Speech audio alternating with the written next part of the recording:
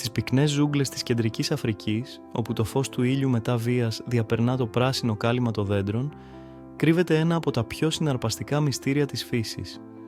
Ένας γίγαντας που μπορεί να φτάσει τα 300 κιλά, αλλά παρά το τρομακτικό του μέγεθος, τρέφεται σχεδόν αποκλειστικά με φύλλα και φρούτα. Μια δημιουργία που μοιράζεται το 98% του γενετικού της κώδικα με εμάς τους ανθρώπους, αλλά παραμένει ένας από τους πιο παρεξηγημένους κατοίκους του πλανήτη μας.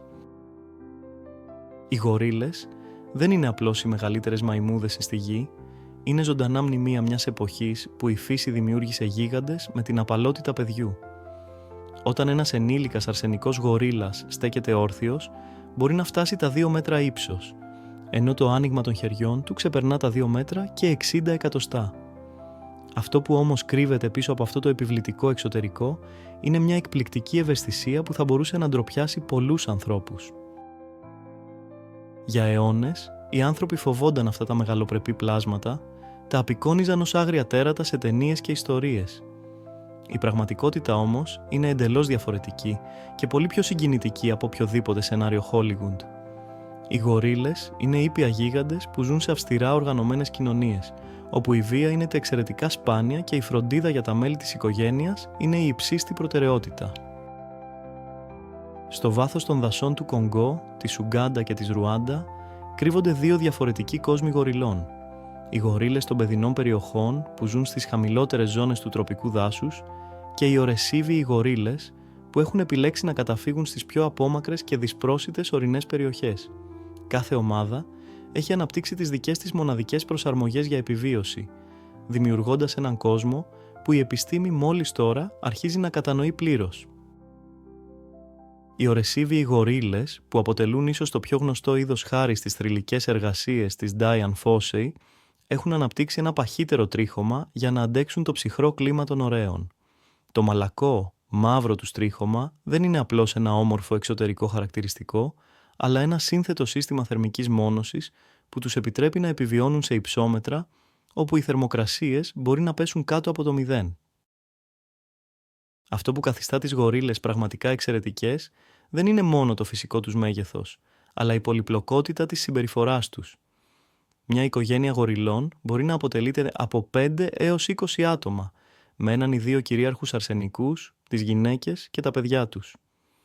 Ο αρχηγός της ομάδας, που αποκαλείται Silverback λόγω της χαρακτηριστικής ασημί γούνας που αναπτύσσει στη ράχη του μετά την ηλικία των 15 ετών, δεν είναι ένας τύραννος που κυβερνά με τη βία. Αντίθετα, είναι ένας προστάτης, ένας σοφός ηγέτης που λαμβάνει καθημερινά αποφάσεις για την ευημερία ολόκληρης της οικογένειας.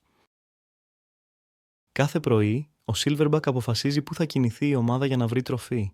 Αυτή η απόφαση δεν λαμβάνεται τυχαία.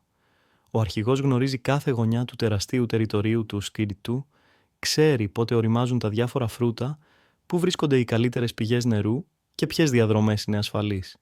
Η μνήμη του είναι μια ζωντανή χαρτογράφηση του δάσους που έχει χτιστεί κατά τη διάρκεια δεκαετιών εμπειρίας. Το ταξίδι μιας οικογένειας γοριλών μέσα στο δάσος είναι μια σιωπηλή αλλά συγκλονιστική παράσταση. Οι γορίλες κινούνται με μια αιθέρια χάρη που αντιφάσκει με το τεράστιο μέγεθός τους. Τα μικρά γορίλια κρέμονται από τη μητέρα τους ή παίζουν μεταξύ τους, ενώ οι έφηβοι εξερευνούν τον κόσμο με την περιέργεια που χαρακτηρίζει κάθε νέα ζωή. Οι γυναίκες παρακολουθούν προσεκτικά τα παιδιά τους, ενώ ταυτόχρονα αναζητούν τροφή και παραμένουν σε επαφή με τα άλλα μέλη της ομάδας μέσω μιας σύνθετης γλώσσας ήχων και χειρονομιών. Η διατροφή των γοριλών είναι ένα θαύμα της φύσης από μόνη της. Παρά το γεγονός ότι είναι τεχνικά πανφάγα, το 95% της διατροφής τους αποτελείται από φυτικές ύλες. Καθημερινά, μια ενήλικη γορίλα καταναλώνει μεταξύ 18 και 20 κιλών φυτών, φύλλων, βλαστών, ρίζες και φρούτων. Αυτή η τεράστια ποσότητα τροφής είναι απαραίτητη για να συντηρήσει το μεγαλοπρεπές σώμα τους, αλλά η επιλογή των φυτών δεν γίνεται τυχαία. Οι γορίλες έχουν αναπτύξει μια εκπληκτική γνώση της φαρμακευτικής βοτανικής. Όταν ένα άτομο αισθάνεται άρρωστο, επιλέγει συγκεκριμένα φυτά που έχουν θεραπευτικές ιδιότητες. Αυτή η συμπεριφορά, που αποκαλείται ζωοφαρμακευτική, δείχνει ότι οι γορίλες όχι μόνο γνωρίζουν τον κόσμο γύρω τους, αλλά τον χρησιμοποιούν και ως ένα φαρμακείο της φύσης. Επιστήμονες έχουν καταγράψει γορίλες να μασούν συγκεκριμένα φυτά που είναι γνωστά για τις αντιβακτηριακές τους ιδιότητες όταν αντιμετωπίζουν στομαχικά προβλήματα.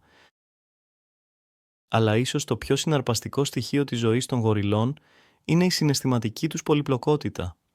Οι επιστήμονες έχουν καταγράψει γορίλες να εκδηλώνουν θλίψη για την απώλεια ενός μέλους της οικογένειας, να παίζουν με χιούμορ, να εκδηλώνουν ζήλια και ακόμη και να δείχνουν ενσυναίσθηση προς άλλα άτομα που πονούν. Υπάρχουν καταγεγραμμένες περιπτώσεις όπου γορίλες έχουν υιοθετήσει ορφανά παιδιά που δεν ανήκουν στη δική τους οικογένεια, δείχνοντας ένα επίπεδο αλτρουισμού που ξεπερνά ακόμη και τα όρια του είδους. Η επικοινωνία μεταξύ των γοριλών είναι ένας κόσμος από μόνος του. Εκτός από τους γνωστούς ήχους που παράγουν χτυπώντας το στήθος τους, οι γορίλες χρησιμοποιούν πάνω από 20 διαφορετικούς φωνητικούς ήχους για να εκφράσουν συναισθήματα και προθέσεις. Υπάρχουν ειδικοί ήχοι για το φαγητό, για τον κίνδυνο, για την εκδήλωση αγάπης, ακόμη και για την έκφραση ικανοποίησης. Οι νεαρές γορίλες μαθαίνουν αυτή τη γλώσσα παρατηρώντας τους μεγάλους, ακριβώς όπως τα ανθρώπινα παιδιά μαθαίνουν να μιλούν. Το στήσιμο του στήθους, που έχει γίνει το πιο διάσημο χαρακτηριστικό των γοριλών στη λαϊκή κουλτούρα, είναι στην πραγματικότητα μια πολύ πιο σύνθετη συμπεριφορά από αυτό που φαντάζονται οι περισσότεροι άνθρωποι. Δεν είναι απλώς μια επίδειξη δύναμης ή μια προετοιμασία για μάχη. Είναι ένα μέσο επικοινωνίας που μπορεί να σημαίνει πολλά διαφορετικά πράγματα ανάλογα με το περιβάλλον και την κατάσταση. Μπορεί να είναι ένας τρόπος να ανακοινώσει κάποιος την παρουσία του σε άλλες ομάδες, να εκφράσει ενθουσιασμό για το φαγητό ή ακόμη και να παίξει με τα παιδιά. Η κατασκευή εργαλείων από τις γορίλες είναι ένα ακόμη στοιχείο που δείχνει την εξέλιξη της νοημοσύνης τους. Οι επιστήμονες έχουν παρατηρήσει γορίλες να χρησιμοποιούν κλαδιά σαν μπαστούνια για να μετρήσουν το βάθος του νερού πριν το διασχίσουν, να κατασκευάζουν γέφυρες από κλαδιά για να περάσουν από βαλτώδεις περιοχές και να χρησιμοποιούν πέτρες για να ανοίξουν σκληρά φρούτα. Αυτή η συμπεριφορά δεν είναι ενστικτώδης αλλά μαθημένη, που σημαίνει ότι μεταδίδεται από γενιά σε γενιά σαν μια πολιτισμική κληρονομιά. Στο μυστηριώδη κόσμο του δάσους, οι γορίλες έχουν αναπτύξει και μια σύνθετη κατανόηση του χρόνου και του χώρου. Μπορούν να θυμούνται που βρίσκονται συγκεκριμένα δέντρα που καρποφορούν σε διαφορετικές εποχές του χρόνου και να σχεδιάζουν τις διαδρομές τους αναλόγως. Αυτό σημαίνει ότι έχουν μια νοητική χαρτογράφηση του περιβάλλοντός τους που εκτείνεται σε χιλιάδες εκτάρια δάσους και καλύπτει ολόκληρες εποχιακές περιόδους. Οι σχέσεις μεταξύ των γοριλών μπορεί να διαρκέσουν δεκαετίες. Μία μητέρα γορίλα θα διατηρήσει έναν ισχυρό δεσμό με τα παιδιά της για όλη της τη ζωή, ακόμη και όταν αυτά ενηλικιωθούν και φύγουν για να δημιουργήσουν τις δικές τους οικογένειες. Υπάρχουν περιπτώσεις όπου ενήλικες γορίλες έχουν επιστρέψει στην αρχική τους ομάδα για να επισκεφτούν την ηλικιωμένη μητέρα τους, δείχνοντας ένα επίπεδο οικογενειακής αφοσίωσης που θα μπορούσε να εμπνεύσει ακόμη και τους ανθρώπους. Τα νεογνά γοριλών γεννιούνται μετά από μια κύηση 8 με 9 μηνών και είναι απίστευτα ευάλωτα στη γέννησή τους. Ζυγίζουν μόλις 2 κιλά και είναι πλήρως εξαρτημένα από τη μητέρα τους. Ωστόσο, μέσα σε λίγους μήνες, αυτά τα μικροσκοπικά πλάσματα θα εξελιχθούν σε παιχνιδιάριδες εξερευνητές που γεμίζουν το δάσος με τη χαρούμενη ενέργειά τους. Η παιδική ηλικία μιας γορίλας διαρκεί περίπου 3 χρόνια και αυτή η περίοδος είναι κρίσιμη όχι μόνο για τη φυσική τους ανάπτυξη, αλλά και για την εκμάθηση των κοινωνικών κανόνων που θα τους οδηγήσουν στην ενήλικη ζωή. Η εξυπνάδα των γοριλών έχει εκπλήξει τους ερευνητές με πολλούς τρόπους. Οι γορίλες που έχουν μεγαλώσει σε αιχμαλωσία έχουν μάθει να χρησιμοποιούν νοηματική γλώσσα, με την πιο διάσημη να είναι η Κόκο, η οποία γνώριζε πάνω από 1000 νοήματα και μπορούσε να κατασκευάζει πρωτότυπες προτάσεις. Αυτό που κάνει τις γορίλες ακόμη πιο εντυπωσιακές είναι ότι μπορούν να κατανοούν αφηρημένες έννοιες όπως το παρελθόν και το μέλλον, να εκφράζουν προσωπικές προτιμήσεις και ακόμη και να δείχνουν αίσθηση του χιούμορ. Στο άγριο περιβάλλον τους, οι γορίλες αντιμετωπίζουν μια σειρά από προκλήσεις που απαιτούν όχι μόνο σωματική δύναμη, αλλά και πνευματική ευελιξία. Οι κλιματικές αλλαγές έχουν αρχίσει να επηρεάζουν τα δάση όπου ζουν, αναγκάζοντάς τους να προσαρμόσουν τις συνήθειές τους και να βρουν νέες πηγές τροφής. Οι γορίλες έχουν αποδείξει ότι είναι εκπληκτικά προσαρμοστικές, αλλάζοντας τις διαδρομές τους, τροποποιώντας τη διατροφή τους και ακόμη και αναπτύσσοντας νέες κοινωνικές συμπεριφορές για να αντιμετωπίσουν αυτές τις αλλαγές. Ένα από τα πιο συγκινητικά στοιχεία της συμπεριφοράς των γοριλών είναι η τελετουργία του ύπνου. Κάθε βράδυ, κάθε γορίλα κατασκευάζει τη δική της φωλιά στα δέντρα ή στο έδαφος, χρησιμοποιώντας φύλλα και κλαδιά για να δημιουργήσει ένα άνετο κρεβάτι. Αυτή η καθημερινή δραστηριότητα δεν είναι απλώς μια ανάγκη για τον ύπνο, αλλά μια τέχνη που κάθε γορίλα μαθαίνει και τελειοποιεί καθ' όλη τη διάρκεια της ζωής της. Οι νεαρές γορίλες παρατηρούν προσεκτικά τους γονείς τους και εξασκούνται στην κατασκευή φωλιών, αναπτύσσοντας σταδιακά τις δικές τους προτιμήσεις και τεχνικές.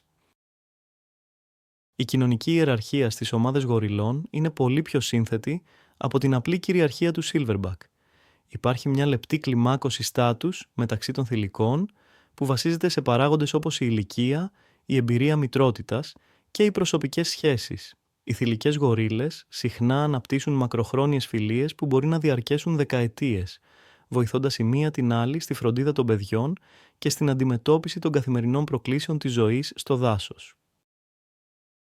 Οι ερευνητές έχουν ανακαλύψει ότι κάθε γορίλα έχει μια μοναδική προσωπικότητα που είναι τόσο ξεκάθαρη όσο και η ανθρώπινη. Υπάρχουν γορίλες που είναι φυσικοί αρχηγοί, άλλες που είναι πιο ντροπαλές και προτιμούν την παρατήρηση, ενώ κάποιες είναι γνωστές για το χιούμορ τους και την τάση τους να παίζουν φάρσες στα άλλα μέλη της ομάδας. Αυτή η ατομικότητα επηρεάζει όχι μόνο τη θέση τους στην κοινωνική ιεραρχία, αλλά και τον τρόπο με τον οποίο αντιδρούν σε διαφορετικές καταστάσεις και προκλήσεις. Η σχέση των γοριλών με το περιβάλλον τους είναι μια σχέση αμοιβαίας εξάρτησης και σεβασμού. Οι γορίλες λειτουργούν ως κυπουροί του δάσους, διασπείροντας σπόρους μέσω των περιτομάτων τους και δημιουργώντας ξέφωτα όταν κινούνται μέσα από το πυκνό φύλλωμα, επιτρέποντας έτσι στο φως να φτάσει στο έδαφος και να βοηθήσει στη γέννηση νέων φυτών. Αυτός ο ρόλος τους ως οικολογικοί μηχανικοί είναι ζωτικής σημασίας για την υγεία ολόκληρου του οικοσυστήματος του τροπικού δάσους. Παρά την ειρηνική τους φύση, οι γορίλες μπορεί να γίνουν τρομακτικές όταν προστατεύουν την οικογένειά τους. Ένα Silverback που αισθάνεται ότι τα παιδιά του απειλούνται μπορεί να εμφανίσει μια εκρηκτική δύναμη που δεν έχει παράλληλο στο ζωικό βασίλειο. Ωστόσο, αυτή η επιθετικότητα είναι πάντα η τελευταία επιλογή και οι γορίλες προτιμούν να χρησιμοποιούν την επιβολή της παρουσίας τους και την επίδειξη δύναμης για να αποφύγουν την πραγματική σύγκρουση. Καθώς οι αιώνες περνούν και ο ανθρώπινος πολιτισμός επεκτείνεται, οι γορίλες έχουν γίνει ένα σύμβολο για την ανάγκη προστασίας της άγριας φύσης.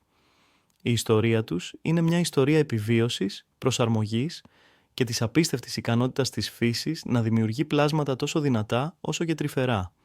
Στα μάτια μιας γορίλας μπορεί κανείς να δει όχι μόνο την αρχαία σοφία που προέρχεται από εκατομμύρια χρόνια εξέλιξης, αλλά και μια ανησυχητική αναγνώριση, μια σιωπηλή παράκληση για κατανόηση και προστασία. Οι γορίλες δεν είναι απλώς οι μεγαλύτερες μαϊμούδες του πλανήτη. Είναι καθρέφτες της δικής μας ανθρωπιάς, δασκάλοι της ενσυναίσθησης και φύλακες μιας αρχαίας σοφίας που κινδυνεύει να χαθεί για πάντα. Στην απαλή αναπνοή μιας μητέρας γορίλας που κοιμίζει το μωρό της, στο γέλιο των νεαρών γοριλών που παίζουν στα δέντρα και στη σιωπηλή αξιοπρέπεια ενός γέρου Silverback που παρακολουθεί την οικογένειά του, κρύβεται ένας κόσμος που είναι τόσο όμοιος με το δικό μας, όσο και θεμελιωδώς διαφορετικός. Αυτοί οι ήπιοι γίγαντες μας υπενθυμίζουν ότι το μέγεθος της καρδιάς είναι πάντα πιο σημαντικό από το μέγεθος του σώματος και ότι η πραγματική δύναμη βρίσκεται όχι στη βία, αλλά στην ικανότητα να προστατεύεις, να νοιάζεσαι και να αγαπάς χωρίς όρους. Στις πιο απομακρυσμένες γωνιές των δασών τους, οι γορίλες συνεχίζουν να ζουν όπως έζησαν για χιλιάδες χρόνια, ακολουθώντας τους ρυθμούς της φύσης και τις παραδόσεις που μεταδίδονται από γενιά σε γενιά. Κάθε μέρα είναι μια νέα περιπέτεια. Κάθε βράδυ μια νέα ευκαιρία για όνειρα κάτω από τα αστέρια της Αφρικής. Και σε αυτόν τον αρχαίο χορό της επιβίωσης και της αγάπης, οι γορίλες μας διδάσκουν την πιο σημαντική αλήθεια όλων, ότι η πραγματική μεγαλοπρέπεια δεν μετριέται σε κιλά ή εκατοστά, αλλά στην ικανότητα να δημιουργήσει έναν κόσμο γεμάτο συμπόνια, σεβασμό και ανιδιοτελή αγάπη. Αν σας συγκίνησε αυτό το ταξίδι στον κόσμο των γοριλών, Μην ξεχάσετε να κάνετε like και subscribe στο κανάλι Απίθανη Φύση για να μείνετε συντονισμένοι με περισσότερες συναρπαστικές ιστορίες από το φυσικό κόσμο. Γράψτε στα σχόλια ποιο στοιχείο για τις γορίλες σας εντυπωσίασε περισσότερο και μοιραστείτε το βίντεο με φίλους που αγαπούν τη φύση. Κάθε like και κάθε κοινοποίηση βοηθάει να φτάσουν αυτές οι σημαντικές ιστορίες σε περισσότερα άτομα που ενδιαφέρονται για την προστασία της άγριας ζωής. Και τώρα, αφήστε με να σας κάνω μια ερώτηση που θα σας προβληματίσει. Αν οι γορίλες μπορούν να επιδείξουν τόσο βαθιά ενσυναίσθηση και οικογενειακή αγάπη χωρίς λόγια, τι μας διδάσκει αυτό για την πραγματική φύση της επικοινωνίας και τη σπουδαιότητα των συναισθημάτων στον κόσμο? Μήπως εμείς οι άνθρωποι έχουμε κάτι να μάθουμε από αυτούς τους ήπιους γίγαντες?